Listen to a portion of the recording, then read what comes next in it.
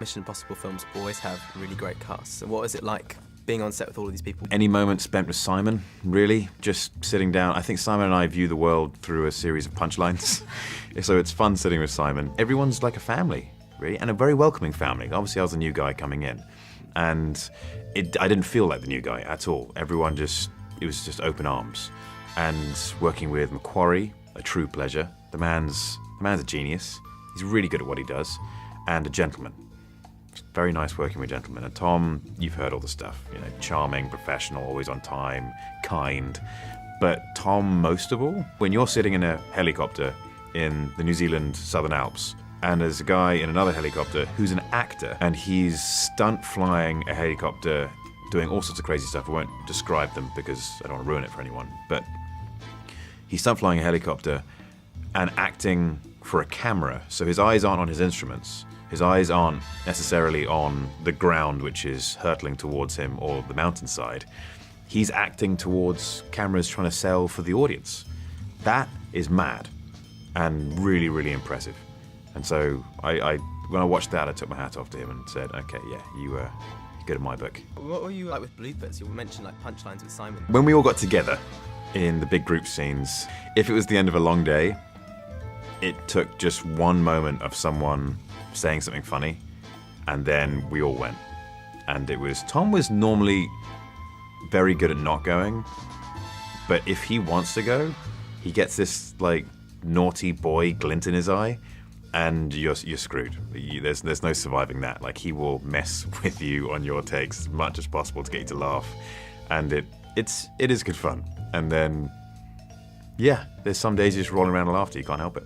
I think one of the lovely feelings were being in the stunt training rooms with everyone. But we have Simon Pegg and Sean Harris was a part of that as well. A lot of ping pong. Sean Harris is bloody good. I'm quite good as well.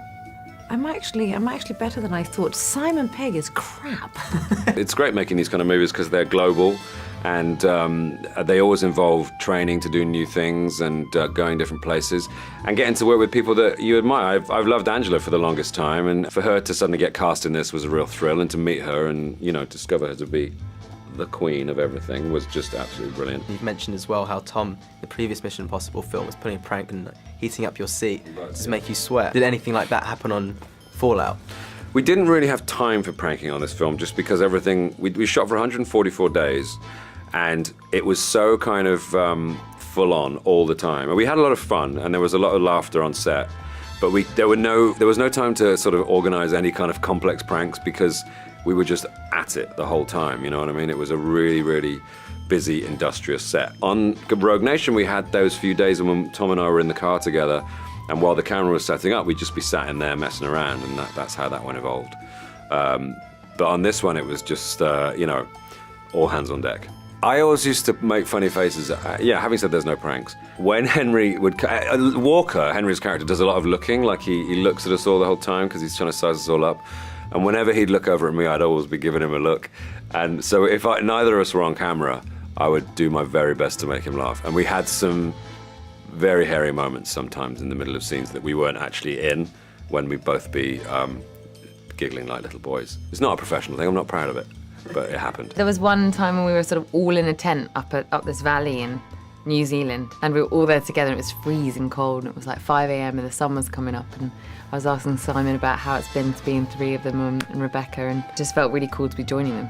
Tom and I laughed a lot on the riverbank in Paris because people kept recognising him, and so mid-scene, lots of people would be shouting Tom Cruise while he was pretending to be somebody else, pretending to be someone else.